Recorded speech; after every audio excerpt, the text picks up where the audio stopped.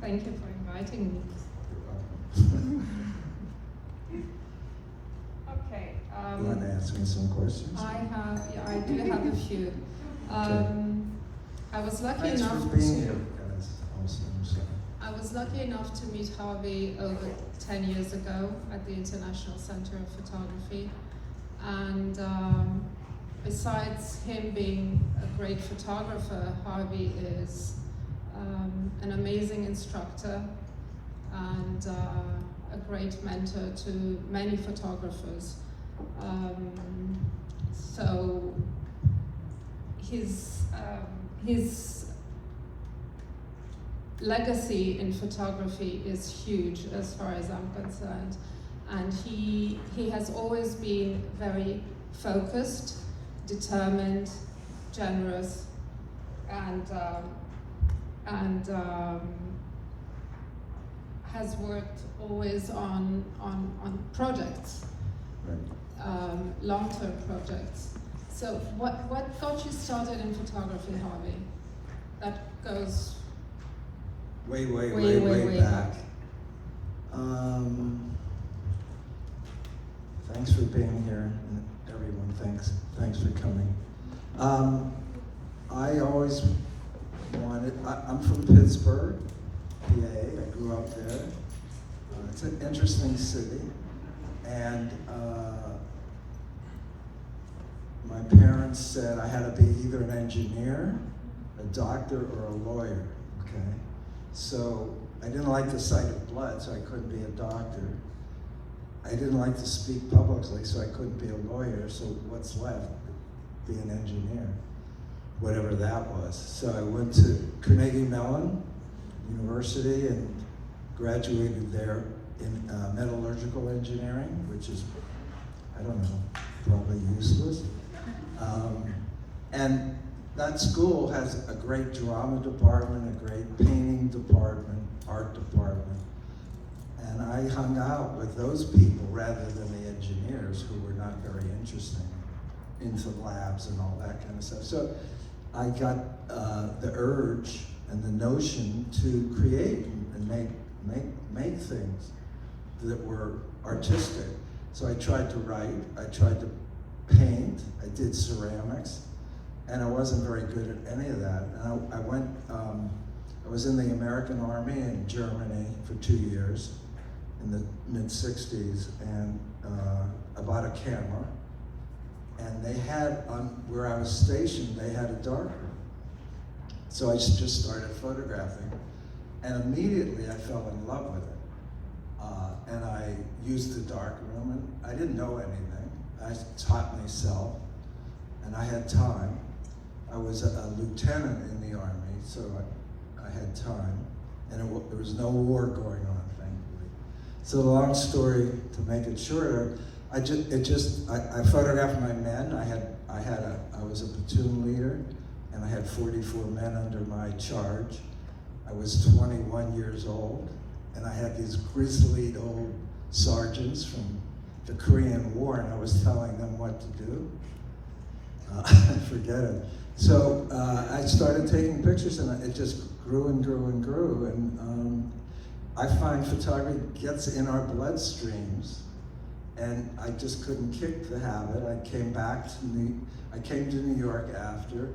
I got a master's degree in business from Columbia, but I took classes in photography.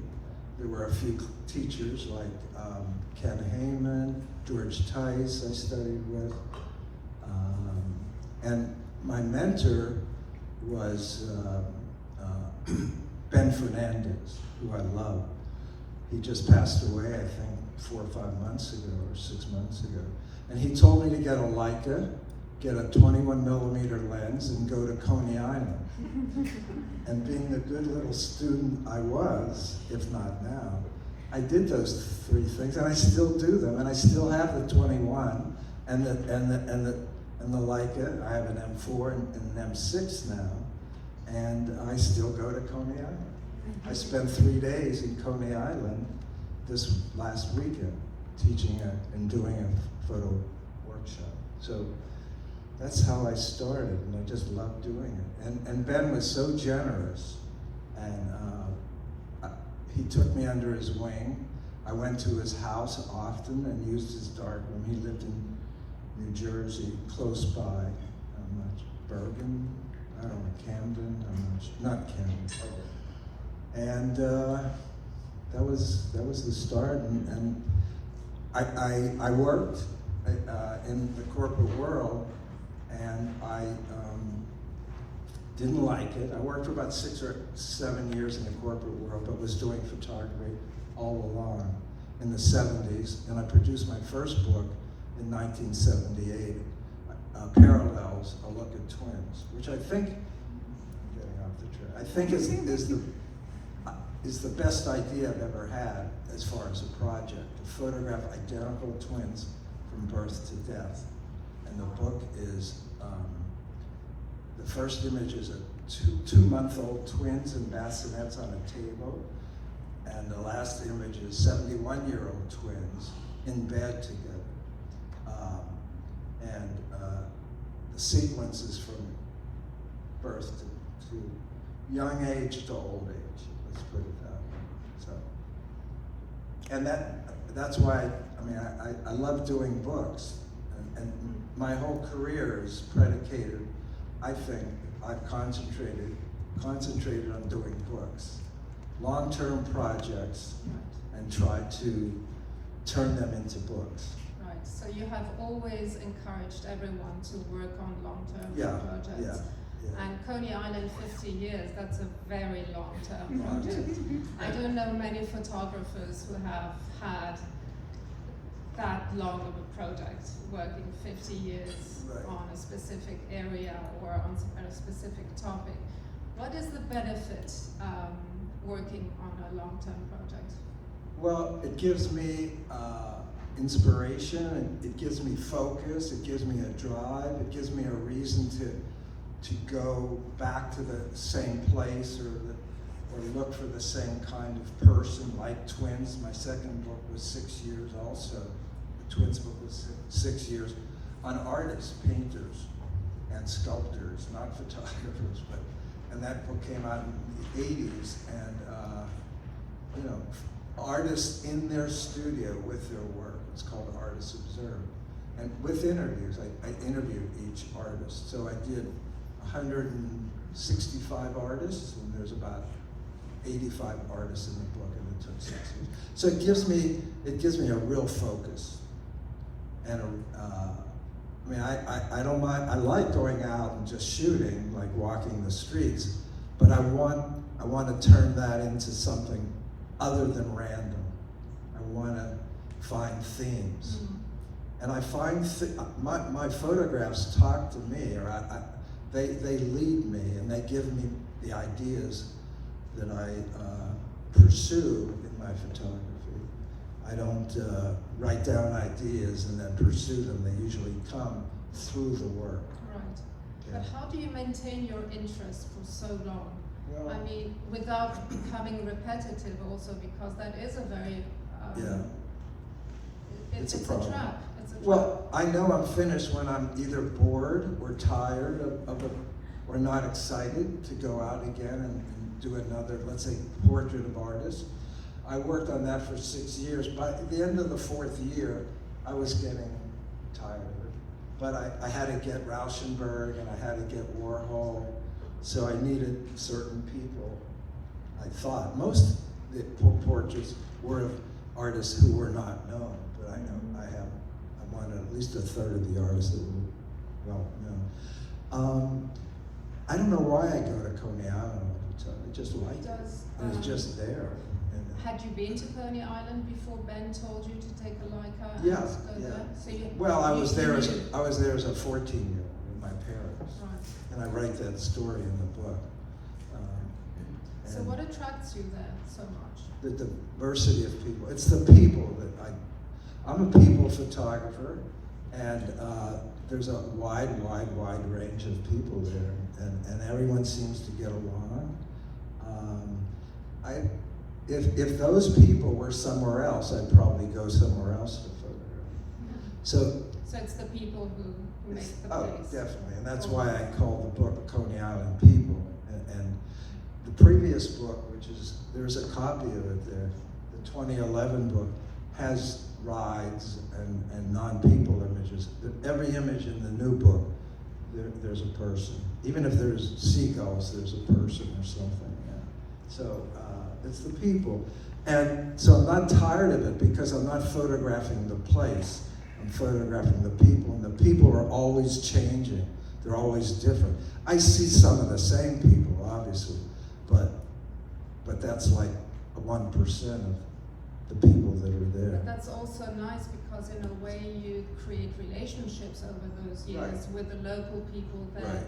that are very valuable. As you do when you go back to places. Absolutely, Yeah. and I do find that it's very important. Yeah, it is. I don't know that many people there, but because they come and go and they leave and they show up, and I'm there 20 times a year, maybe. That's not a lot. Mm-hmm. So during those 50 years, have you seen a lot of changes in Coney Island? Yeah, it's gotten nicer. It was dangerous in the 80s. It was decrepit, it was decaying and decayed, and until the mid-90s or late 90s, it was pretty rough. And you could go under the boardwalk. Now it's all, they boarded, and under the boardwalk was sex, drugs, booze, crime, and now it's all gone, all that. They've changed it, or they put sand in where under the boardwalk was. It's gotten nicer. Which is a good thing or a bad thing for you? For me, I like more funkiness and more edginess, and I seek that out. I seek that out no matter where I am. I don't want to photograph in middle class or rich areas particularly, or neighborhoods. I want to photograph in areas that, at least to my eye, look not dangerous, but funky and a little edgy. Mm-hmm. And New York progressively has gotten more and more gentrified, right? Right. All neighborhoods. I did a book on Harlem that came out in 2015. Schiffer published it. It's a really good book, I think, beautiful book. And it's portraits, it's all portraits. And when I photograph people, I don't do it candidly. I try to do it where I go up to people and talk to them. And I never had a problem in Harlem. When I get into problems when I'm doing candids and they see me or see us. And they have a point. You should ask. You should. And I want to give my subjects the dignity to say no, or the opportunity to say no if they don't want to be photographed. So I try to interact with my subjects, and that's not very traditional to street photography. Right. Most street We'll photographers get into that. can. We'll get into that later. Okay. But so your work has actually a historical value because it's an area of New York that has evolved It's a lot and changed. changed a lot through the years. I mean, it's important to have work that shows this progress and this change. Yeah, I don't know if it does or not. I mean, I'm not shooting that. That's not why I'm shooting. Mm-hmm. I mean, over 50 years, things have to change, so it goes with the territory. Right, Yeah. right. But if that happens too, I never liked nostalgic photography, and I guess I'm turning into nostalgic. I mean, if you're doing something for 50 years, it gets old, or maybe old looking. And I could say that my style hasn't changed. I haven't changed. Yes, that was my next question. Okay. Coney Island has changed. Do you No. feel that your style of shooting has changed? No, over I the years? approached my subject the same way, and that'll never change. And maybe that's a good thing, and maybe it's not. I use different cameras. I shoot different subject matter. I have a ton of images on it of animals, but I say I photograph animals the same way I photograph trees, the same way I photograph people, the same way I would photograph a building. And that's direct and frontal and wide angle mostly. Mm-hmm. And it's just intuitive and unforced and natural, and that's kind of the way I want to be with it. And for me, honest and authentic.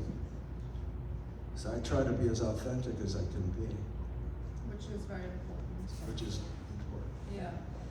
And I try to not copy anyone. I just try to be myself. Yeah. And so who are you? Yeah, I don't, so who are I'm you? still trying to find that out. We often say that we shoot who we are. So when people look at your work, what would you like them to see? Good photographs. I mean, that's the photographs. I mean, I want to express myself through the work too. I don't want to be invisible. And that's another reason I approach people. I want them to acknowledge my presence, my life, my existence as much as I'm recognizing that. And I'm trying to shoot with dignity. I mean, I want to show the people not happy or sad, but as they are, and again, authentically. Right. And not trash them, but not make them look beautiful either. That's not my role. I'm not a fashion photographer. I started out shooting movie or actors, and I could never they were never satisfied with my photographs. They said, oh, you have to make me look beautiful, you have to make me look handsome, and I knew I couldn't do that. So I stopped doing it, even though they were good looking. I didn't make them look bad, but I didn't make them look gorgeous either. There was no Photoshop then? No. It was darker. I mean, there were filters, but I never played with that. Yeah. What's your favorite picture in the book? Usually I put my favorite picture on the cover. This is one of my favorites.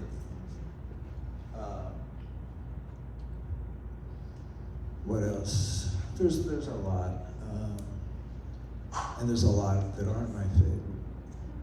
I work hard at editing, and if you look at the book, the sequencing is really important, and the spreads, the relationship between two photographs is really important. So when you work on a long-term project, do you go out to shoot with a specific intent, or do you let whatever happens around you lead you?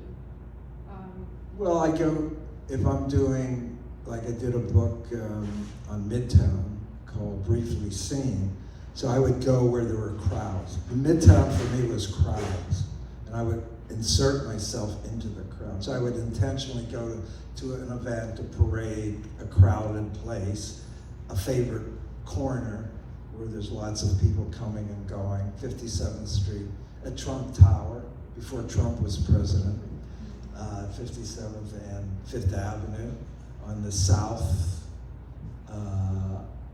east corner. It's really great. At 2 o'clock in the afternoon, when the sun is coming up the avenue, so I would intentionally go there. Or, yeah, I'm going to Coney Island intentionally, or to the Mermaid Parade, or to the Halloween Parade, and trying to find subject. So for you, I mean, to work for such a long time on a project, you have to be very persistent and very patient.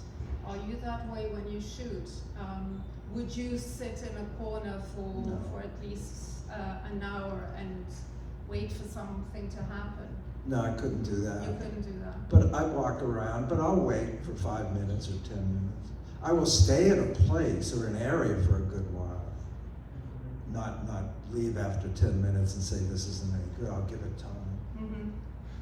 But I'm walking and looking, moving. A little less now, you know. I can still get down, but it's harder to get up. That's true. But I manage, yeah. Do you ever arrange scenes? I move people a little bit. I tell them not to smile usually. Mm-hmm. Or if they smile, I photograph it, but I won't photograph them, but I'll say, I ask them to look into the camera. I want that energy between me, the camera, the person, and the viewer. So I want that direct connection. So if they're looking away, I might shoot them, but if I'm talking to them, I direct them into the camera. I don't say look at me, I say look at the camera. And then and not smile. I don't say don't smile, I say could you be serious? Kids understand that. Better than adults. Sometimes, and adults say, oh, I can't do that, or they start laughing. And I say, okay, let's take our time, let's compose ourselves. And they do it, and then they start laughing. Yeah, so usually it works. I mean, I'll shoot candid sometimes when I see something and I can't get up to the person. And if the scene is really amazing, I'll shoot a candid, but I prefer to go up to people who I'm attracted to. I see people for one reason or another. For one reason or another, whether they're all tattooed or whether they're wearing amazing clothing. Mm-hmm. I saw someone on the boardwalk. I just posted an image of John, who I photographed. I don't know him, but he looked amazing. He looked amazing. And we talked for 5-10 minutes. And I did a lot of photographs. So your work could belong to the street photography genre, to documentary, portraiture. We have the tendency these days to really focus on categories and put labels on everything. How important do you think it is for a photographer to belong to a very specific category? Another way of phrasing it, belong to another school of photography, I guess, or a group.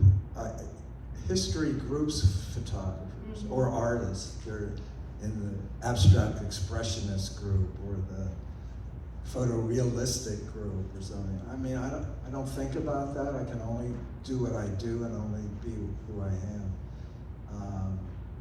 I don't mind being called a street photographer, and I don't mind being called a portrait photographer. I do a lot of studio portraiture. I did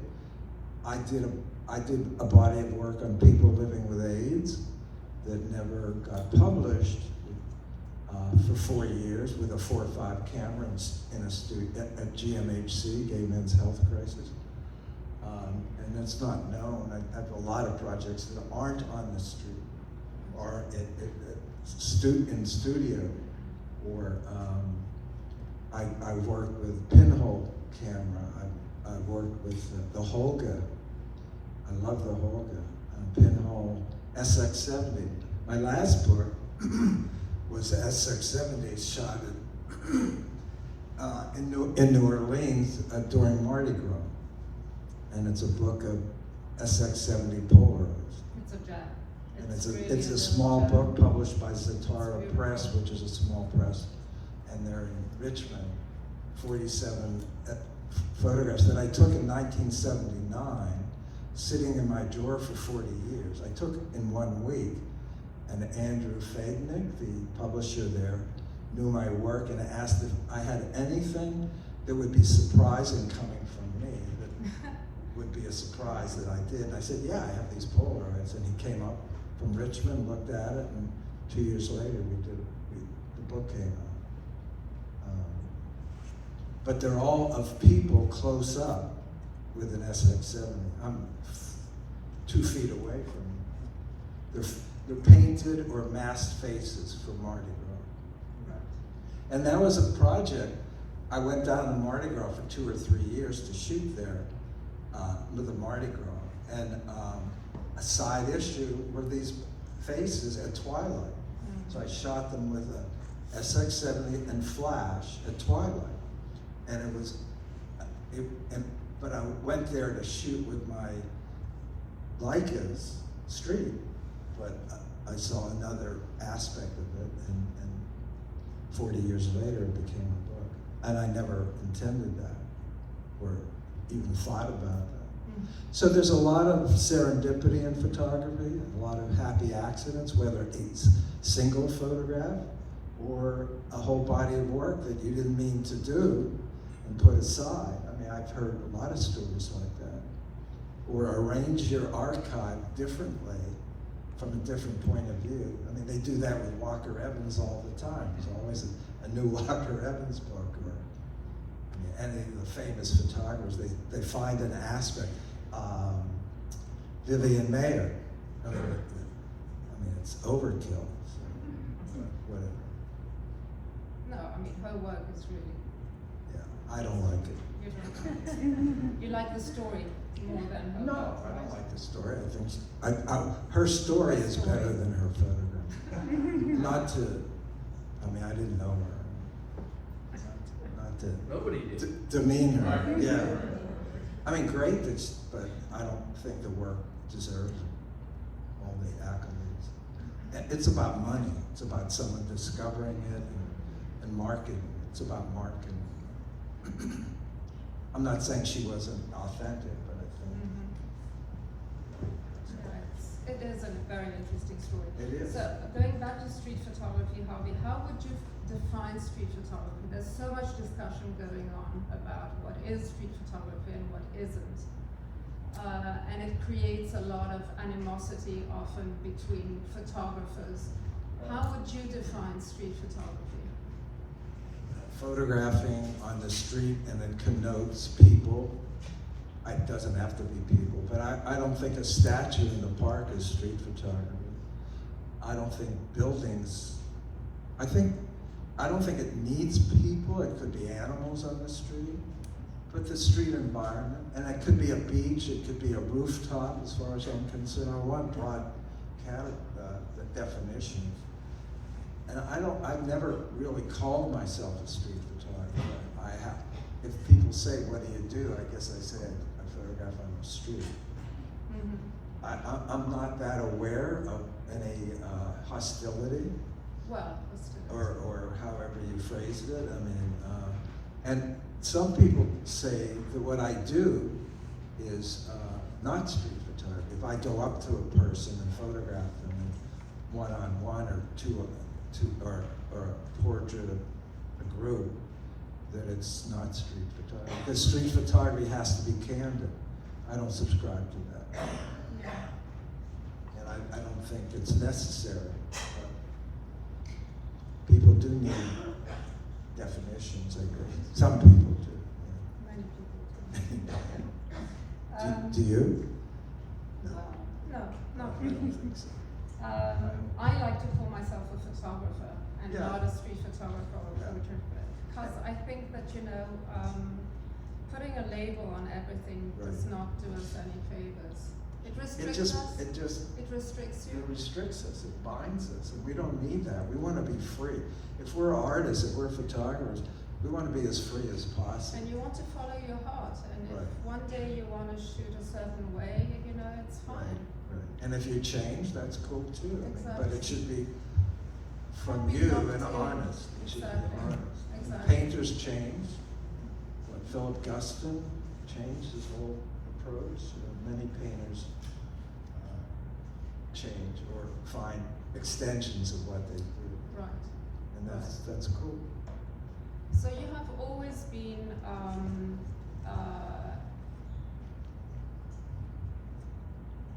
organizing book projects and trying to put your work together and make it into a book. What is so valuable about having books, having books published? I think it's, I never wanted to have kids, so I say the books are my kids, and it's funny, it takes about 9 months once you give everything to the publisher for them to produce the book, so that's 9 months. And Is it as painful? for whom, probably. Doing a book can be painful. There's a lot of anxiety, there's a lot of work. I mean, I love it, but what's the most anxious is to see the first copy of the book. Oh, well. And I've been waiting for for this book to come out. It's delayed. It should have been out last month on bookstores because of shipping problems. It's printed in India, and it's printed, but as Joe from Schiffer says, there's a lot of moving parts in getting the book from the printer to the bookshelves. And it's been delayed until late July, and maybe beyond that. And we got 50 copies just for this. So this is a pre-publication. And I've been waiting to see the book, and only last week for the first time did I see the book. So there's a lot of anxiety. And I've written about this, say that for me, I see a book without pages, white pages, blank pages, and because I've lived, I've filled those pages. It sounds kind of corny maybe, I don't know, but that's the way I've always felt. That's my legacy, that's my history, and my contribution, and my way of communicating and saying how I see the world, I guess. And also your work becomes real once it's put together. Yeah, and it does. Doesn't reside, you know. And doing books last. I mean, I get people saying, I have your artist book, would you sign it? Or I saw that book, and I know your work from the 80s and 90s. You have a show, you have a magazine article, you have maybe some digital work.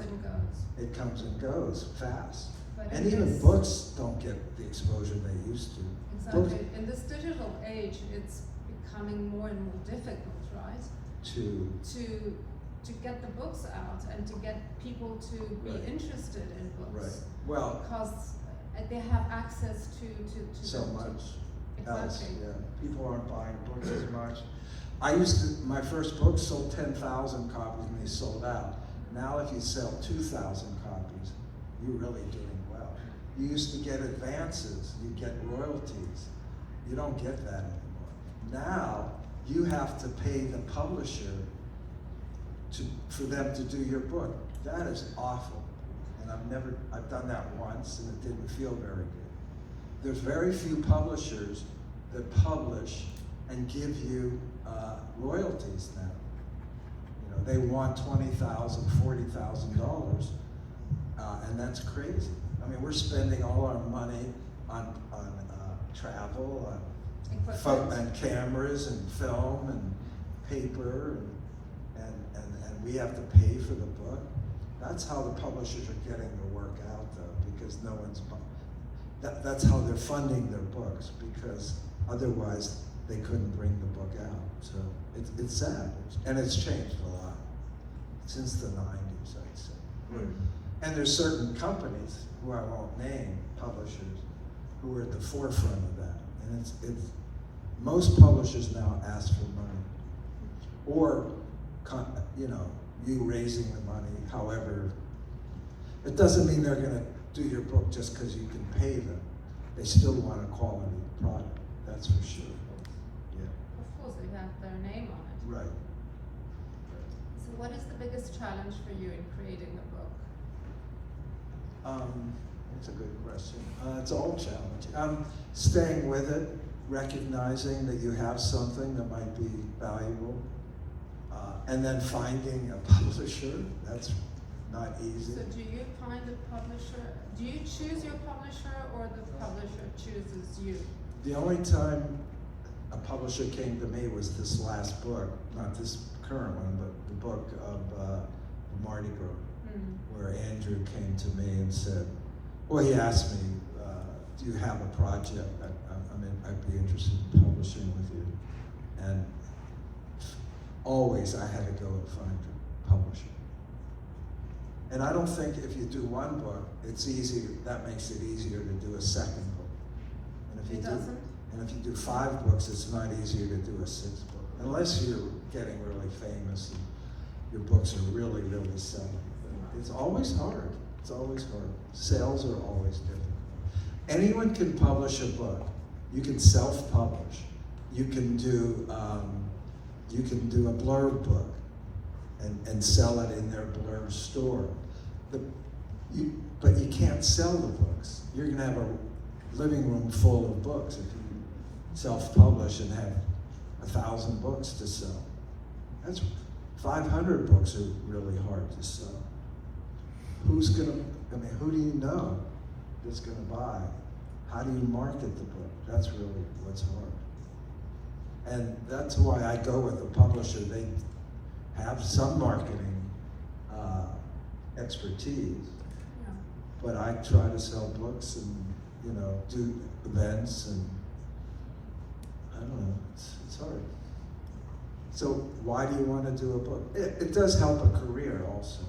It helps to get. It puts you on the map. It puts you on the map. Yeah. It helps at least. Yeah, and hopefully people see it. Yeah. And people will, I think, or you can give them away. It's a great calling card, but it's an expensive calling card. Very expensive. Yeah. Do you find editing your work towards a book is difficult? No, I like editing, and I'm good at it. And that's what I do for my students and other people. And the sequencing is And very important too. Equally important is sequencing. Because The structure, the story, the narrative, There's or so if many- not the narrative, how one image looks with another. because there can be so many different narratives Absolutely. depending on how you sequence your work. Absolutely. And that makes it very interesting also too. Yeah. And you can do it, 5 different ways. Exactly, and Yeah. have totally different results. Definitely. You never know what's the right way, you never know. And you just have to, I'm never finished with a book until the day I have to give it to the publisher. It's true. This book, this is 1970 to 2020. There's a photograph in there from 2021. It shouldn't be in there.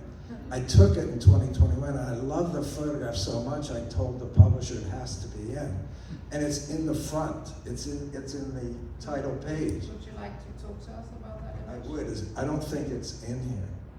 So Maybe we can let me, find somewhere. I'll get it. This is gonna fall. Okay. Can you hold this one? So this picture, to me, so it's right in the front. Whoops, I skipped it.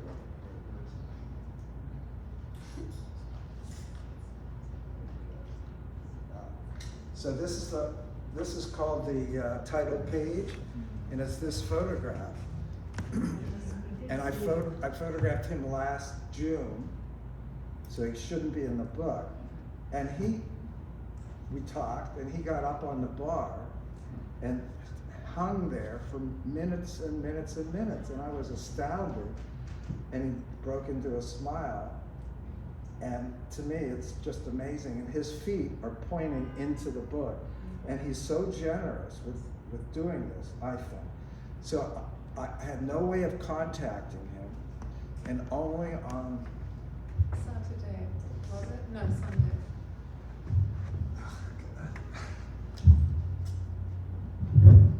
only on Saturday? Sunday. Sunday, was he at the bars, and then I saw him for the first time in 14 months, and he remembered me. And he remembered a few of the students from last year who repeated. And he was so amazing. He knew my name, he hugged me, I hugged him. It was so moving, I'm so moved by it. And I said, you're in my book, I'm gonna give you a book. He couldn't believe he was in a book. He couldn't believe that I was there and that we'd met again. And it was amazing. It was just like, oh my God, it made This is the my magic. year. And of- you were there. I was there. This Yeah. is the magic of photography, you know. Yeah. It brings you close to people that you would never have met before. And even if you never see them again, Exactly. you have a memory. Absolutely. Yeah. So. Absolutely. And you remember them because I can look at the photographs and remember. Otherwise, I don't remember anything. Photography is about memory. There's no question about it. Yeah. So that was, and I know his name, and I have his email, and we're going to be in touch. And he said, come back, or there's another this, there's that, you should come, and, you know, so. Yeah. So I made a friend. I mean, not that I need another friend, or, you know, but guy's amazing. And from a world totally different than mine, which is wonderful. I like to go to worlds that are different than mine. So I do a lot of workshops. We do India. Margarita and I have traveled together since 2016,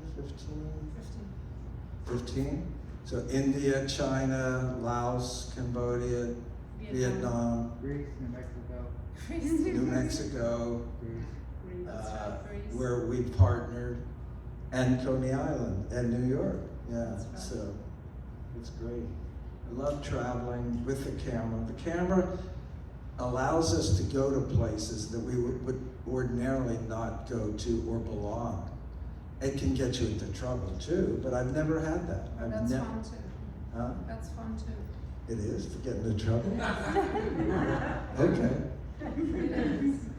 I don't. It is. And it forces you to slow down and to see the world differently, Yeah. I think.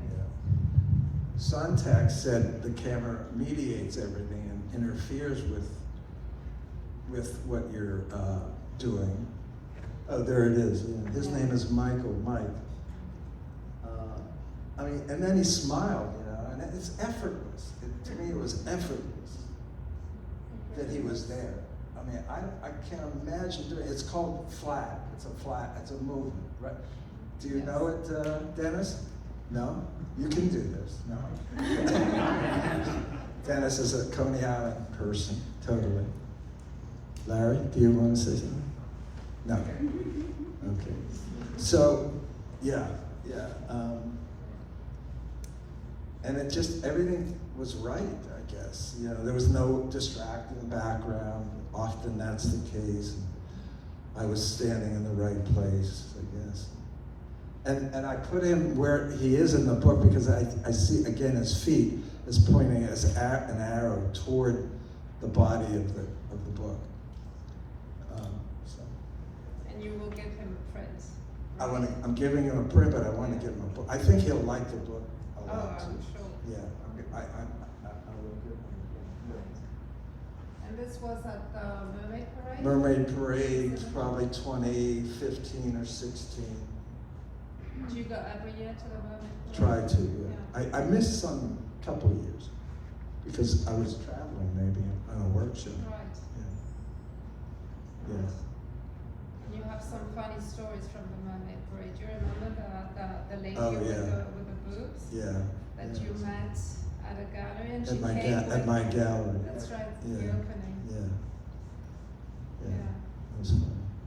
So I photographed this woman, and she had fake boobs, and she's in the book, in the last book, and I put her in this book. There's maybe 20 images from the old book we put in the new book as a continuum and a link.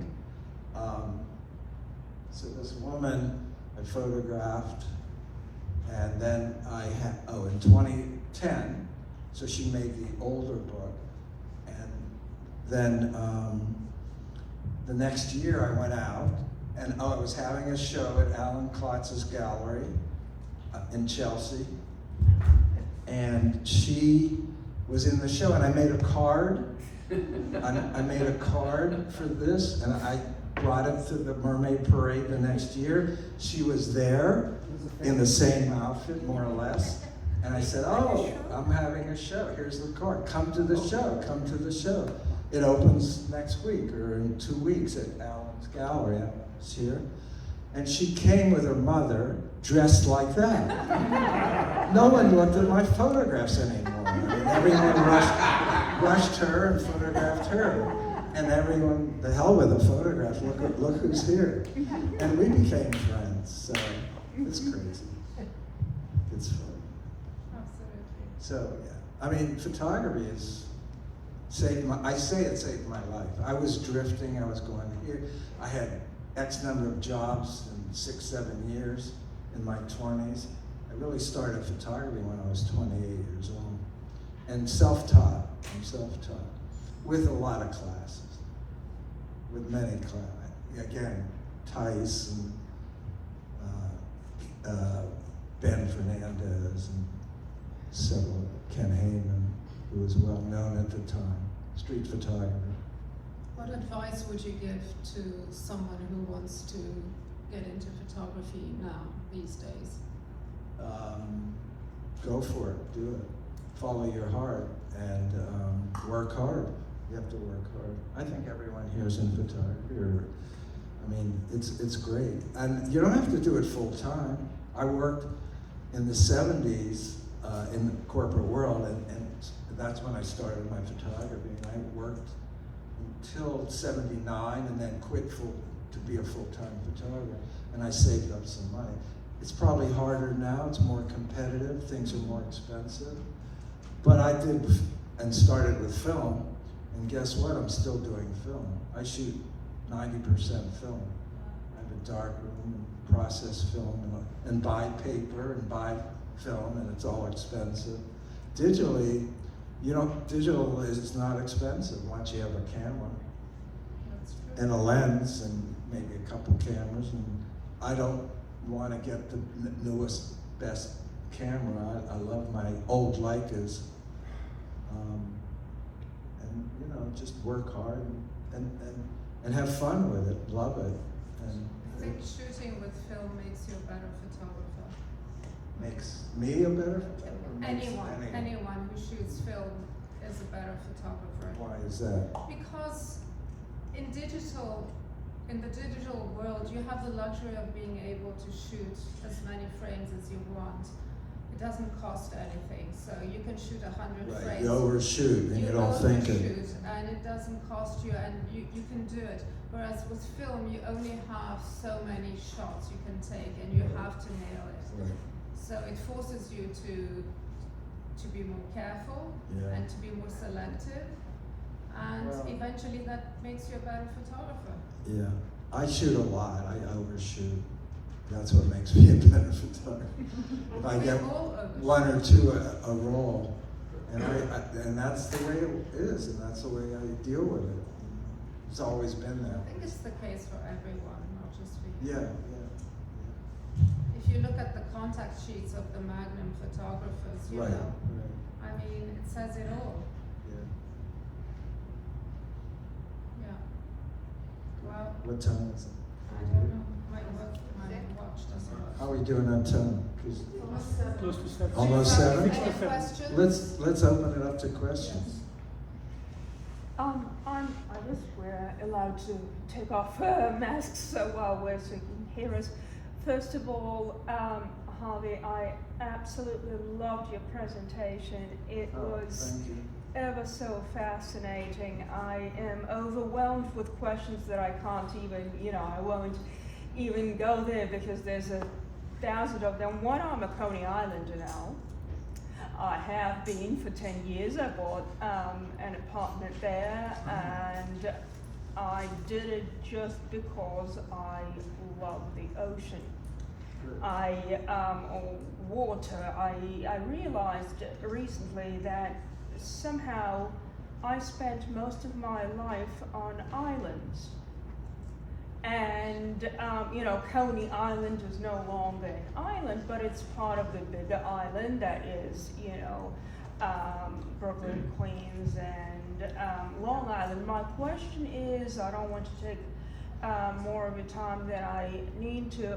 One of my favorite places in town was the Leica Gallery on Broadway by Bleecker, the 6th floor, third, whatever floor it was up there.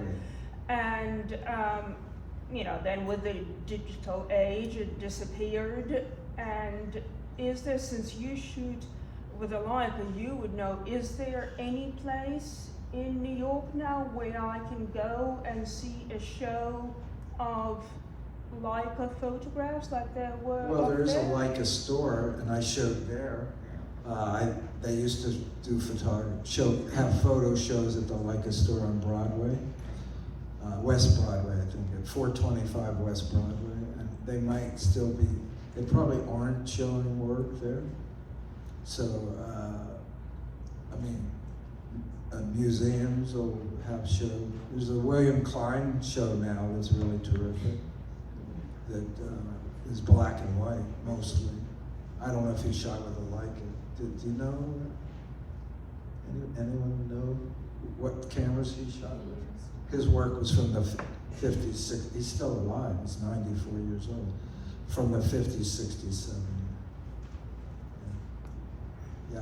How do you deal with difficult subjects? People who might object, why are you photographing me? Well, or it depends on what they're saying and what the difficulty is. I would, sometimes I talk back to them, sometimes I continue to shoot, and sometimes if they have a good point or they're relatively nice about it, I will say, okay, they ask me nicely not to photograph them, I'm not going to force it. It really You never ask permission? What? You never ask permission? I try not to ask, but sometimes I do. I nod or I point. Sometimes if I think they're not going to say yes, I'll shoot first and then talk to them, just in case. Do people know they are in the book mostly? Or No, they don't? they don't know. She doesn't know. No. That's it. Do they know they're in the book? I don't know them well enough to. Yeah, no. And it's legal. Yes, Hilda. So when are you going back to Coney Island? When are you going back to Coney Island? When? Yes. And when will you know that you and Coney Island When will I know what? you and Coney Island are complete or finished? Or is this love affair going to go on? Well, I'm working on 60 years now. Yeah, I shouldn't be going. I mean, I have 2 years in now of a lot of work, but I don't want to do another Coney Island book. I'll let other people do it. But I like photographing, and I'll make prints, and who knows? I'll never say never. So I'm also curious about, like during the pandemic, you weren't able to go to Coney Island. Right, I did go in 2020 about 5 times.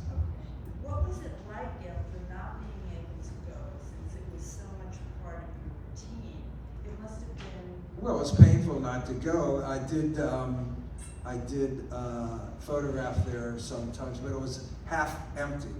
There were no rides in 2020, and I think through 2021, I'm not sure, I'd have to think about that. But for about 9 months or a year, I'd say there was no rides. And when there's not rides, there's not a lot of energy there. It's a lot of boardwalk. For a while, the beach was closed. So it was a shell of itself. That's for sure. Yeah. I'm going to use the mic so we can. Oh. I know you've taken probably hundreds of thousands of photographs over your career, maybe more. How do you organize them? I'm pretty organized. What do you do? I can find, if you want a print, I can find the negative to make that print in 2 minutes. And the image was shot in 1980, let's say. I have a numbering system. It's a Magnum numbering system and filing system. I'm not organized with my digital work. I do shoot digitally, by the way, but not a lot. I've noticed also when you post photos, you often have commentary with your photos. can't hear you. Yeah. Sorry. I've noticed when you post photos, because I follow you online. Right. You often have commentary about the photos. Right. How do you remember them, or do you make notes? I make them up. No, that's with my cell phone, and I like shooting with a cell phone. I like this cell phone, it's a good camera. So I'm doing stories, and I go up to people. I just posted one this morning of John, who I met Friday on the boardwalk. And I ask them questions, I talk, and rarely do I write anything down, I just try to remember it. And this is days later, I'm still remembering it. That's amazing. Great. And I do a little story. I like writing. I'm not a writer, but I like doing it. And it's another side of me and another project. Maybe that'll turn into a book someday. I was good friends, and he was my student, Robert Herrmann, who you may know, fabulous photographer, who did a book called The Phone Book. He was one of the first to publish work from the iPhone. Sadly, he's not with us anymore. But he was an amazing guy. Norm. I mentioned this before. How come I know your work is mostly black and white, but color? You don't shoot color on Coney Island as much, right? My first Coney Island book was in color. It was published by W.W. Norton in 1998. And it's just called Coney Island. And you could get it online at Amazon, I guess. It's a nice book. I mean, it's all color, it's all slide. So I stopped shooting that when you don't do slides anymore. You have a digital camera. I'm shooting color with the digital camera. I'm shooting color with my iPhone. But I'm not shooting film with color film. I never did, and I never would do that. I like black and white. And I like color. I like colors.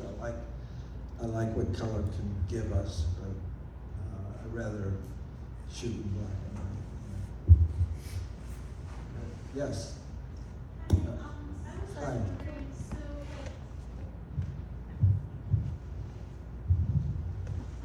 I'm assuming documenting kind of parades and stuff like that, where there's a lot of people like the Marine Parade, would be very different today than 30 years ago, just because everyone has a phone and is documenting. How do you make your photographs kind of not be the same portraits or the same images of these events that everyone else there is shooting, kind of with their phone and posting? How do you make your images How do I make my images different than everyone else's? stand out? How, because everyone today has a camera and is documenting these parades and these events. How do you make images that aren't like everyone else's images? How could I, as a younger photographer, kind of look for things that are? How do I make it? The way I make my images different is getting close and interacting and using a wide angle lens, I think. And I don't know, picking good subjects, I guess. I don't know if I'm answering your question. Yeah. Great. Did you have a question? No, I had a color question. Oh, okay. Good. We're good? Any others? No. Good. Okay, thank you so much.